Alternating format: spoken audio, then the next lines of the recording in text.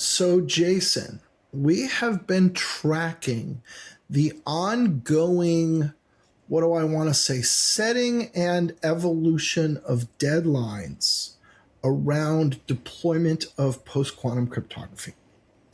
And originally we saw the NIST 2030-2035 suggested recommended deadlines that a lot of people took and adopted. We saw a lot of that used directly. We saw some slight variation in other places. And then earlier this year, there were a pair of very attention-grabbing announcements within just days of each other. First from Google and then from Cloudflare, where both of these organizations declared that they were going to be entirely PQC by 2029. Now, I don't recall, correct me if I'm wrong on this, but I don't recall that either of those attempted to set that as a deadline for anybody else, but they were very obvious, important, declarations from very technically astute organizations that understood this very, very directly. So you and I and a lot of others have been waiting to see if other changes come down, if other deadlines come in. And recently we saw a pair of executive orders from the White House that are directly relevant to this question. So what were those? Yes, there are in fact two executive orders that came out June 22nd, which as the time of this recording was just a couple days ago. Mm-hmm. And I would say that only one of them is relevant in terms of post-quantum cryptography. The other, which seems to get lumped in conversation, has the word quantum in it, but it is not regarding... This is the old joke you and I have. We see this. Absolutely. Just put quantum on everything and they all get put in one big bucket. But go on. Yeah, let's talk about the first executive order first and then just get it out of the way and we get into the meat of the one that's important. So the first executive order has to do with quantum computing sovereignty.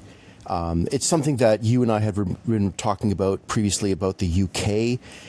They've been making investments to make sure that there is actually a demand for their nascent quantum computing capabilities.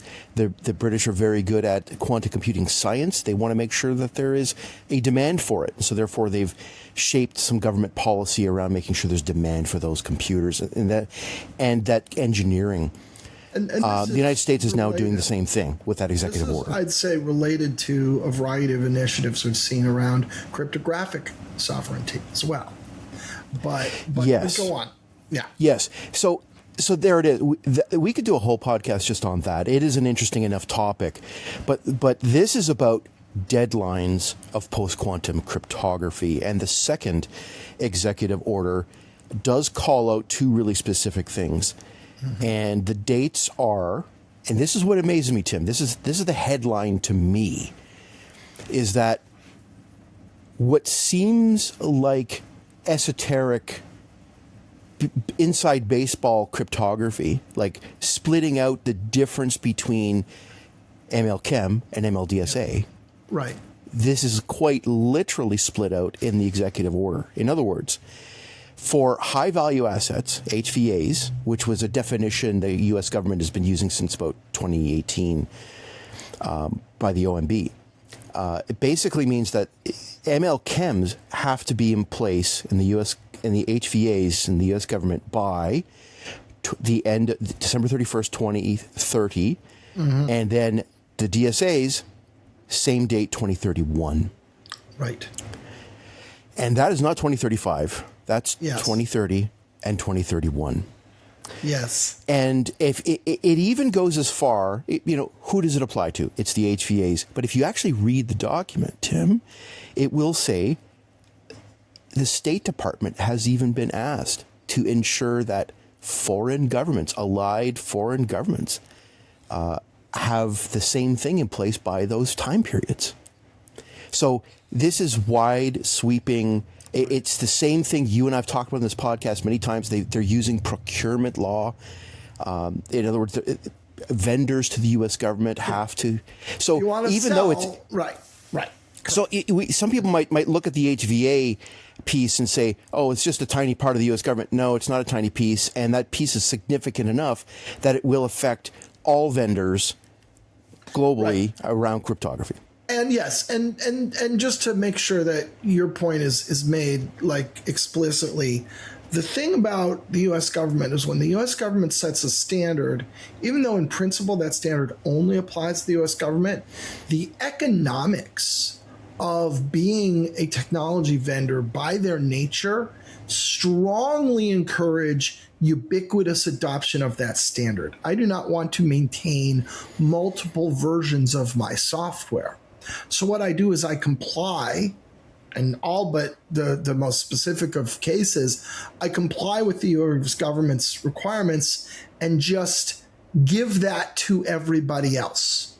So a U.S. government requirement like this, in a lot of ways, becomes a de facto requirement for all technology vendors. It really does have that kind of an effect. I mean, the state of California alone has put out things that have affected things globally in terms of how things are made. So let's look at those dates, though, Tim. 2030, that for chems, that lines up pretty much directly with the NIST directives. I would say that the DSA piece for 2031, it actually does make sense in the way that the real threats around things like authentication and signing are probably at what point do you actually need to have something that is stopping real-time authentication attacks with a quantum computer? That can come later. You and I have talked about that on this podcast. Right. But they're not saying 5 years later, 6 years later. They're saying a year later. Yeah. And if we go back to when those announcements occurred a few months ago from Google and Cloudflare, the Cloudflare announcement in particular included an explicit reference to say, we are increasingly concerned about man-in-the-middle attacks as opposed to future-looking harvest and decrypt attacks. Yes. And so when you see that date move up to 2031, that's not in response to harvest and decrypt. That's 100% in response to real-time threats. You're so right. I think we almost have to back up a little bit and look at the Cloudflare Google announcement as well as this executive order. Remember that Boss Westerbaum, who's been on this podcast many times, what was he talking about? Who was the author of the Cloudflare announcement? Go on. Basically, if you look at what Apple was a big adopter of this, Google, some others as well, including Cloudflare. Their initial efforts, Boss's initial efforts, were about making sure that key exchange was post-quantum sooner than later. And that's really all about the forward secrecy. It's all about the harvesting decrypt. It's all about making sure that you and I just had a podcast, Tim, about the difficulty of making sure that TLS 1.3 is in place everywhere, right. Yep. Even inside the enterprise. Yep. So if you're wondering why that executive order is splitting out two things, if that's a mystery to people, what's that 30? Why the 2030 date versus the 2031 date? That 2030 date has to do with the conversation you and I had about TLS 1.3 inside the enterprise.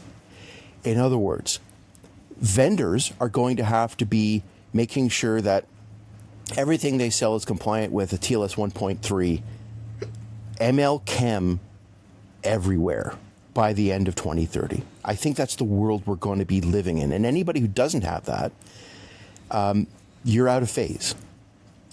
And I've had very esteemed colleagues say to me, Jay, man-in-the-middle attacks with a quantum computer, I'm not even sure you're ever going to see that. Yeah. We now have the smartest technical organizations on the planet, and the U.S. government, through an executive order, now saying, no, we're preparing to be resilient to those quantum man-in-the-middle attacks by the end of 2031. Right. And they're going to be doing that with signature algorithms. ML-DSA, probably. Yeah. So, Tim, it's a pretty big deal. It's a pretty big deal. So one of the things I'll just say when you talk about the U.S. government in particular is, when we look at these announcements from, let's say, Google and Cloudflare, we feel pretty comfortable saying these people have studied the matter with the best technical knowledge to the full degree of what's publicly available.